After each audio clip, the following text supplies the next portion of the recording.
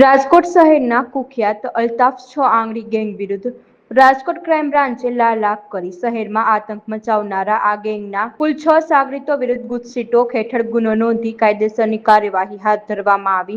રાજકોટ શહેર અને આજુબાજુના જિલ્લાઓમાં 2016 થી 2026 દરમિયાન આ ગેંગ સક્રિય હતી. આ ગેંગના સાગરીતો ખૂનની કોશિશ, લૂંટ, ખંડણી, સરકારી કર્મચારી પર હુમલો અને દારૂ જુગાર જેવા ગંભીર 46 જેટલા ગુનાઓમાં સંડોવાયેલા છે.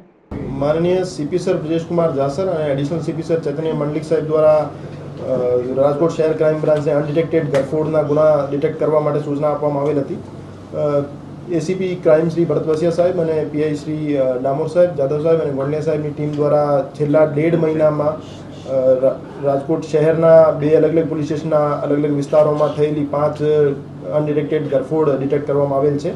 एमांथी 3 जे गरफोड़ है गांधीग्राम पुलिस स्टेशन में दाखल थयेली है और 2 गरफोड़ है ये प्रद्युम्ननगर पुलिस स्टेशन में दाखल थयेली है. ये 2 રીઢા ગુનેગાર જે છે એ 5 રહેણાંક મકાનોમાં ઘૂસી એમાં ગરફોડ ચોરીને અંજામ આપ્યો હતો. તો આજ બંને ગુનેગારોને ચોરીમાં ગયેલ મુદ્દામાલ સાથે રાજકોટ શહેર ક્રાઇમ બ્રાન્ચ દ્વારા અટક કરવામાં આવેલ છે.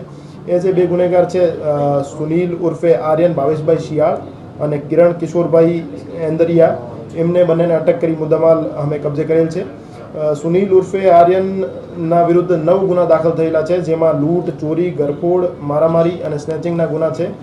અને ટોટલ એમની પાસેથી 101 ગ્રામ સોનું, 1 કિલો જેવી ચાંદી અને 4,11,000 જેવા રોકડ એમની પાસેથી બરામદ કરવામાં આવેલ છે.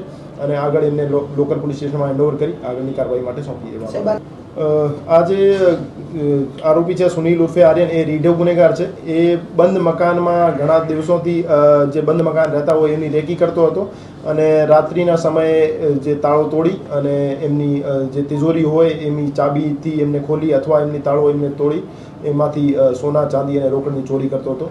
તો તમામને અપીલ કરવા માગું છું કે જ્યારે પણ તમે કોઈ બહાર ગામ પ્રવાસ ઉપર જાઓ તો પોતાનો જે મકાન છે એમાં લોક જે છે એ પ્રોપર સેફટી લોક હોય એને લગાવીને જાઓ. આપના પાડોશીને જાણ કરીને જાઓ, પોલીસ સ્ટેશનમાં જાણ કરીને જાઓ અને સીસીટીવી પોસિબલ હોય તો પોતાના ઘરમાં આપ ઇન્સ્ટોલ કરાવો અને એની લગાતાર આપ પડોશીઓ મારફતે ખોજખબર લેતા રહો કે ઘરના બધું તાળા અને લોક બરાબર છે કે કેમ.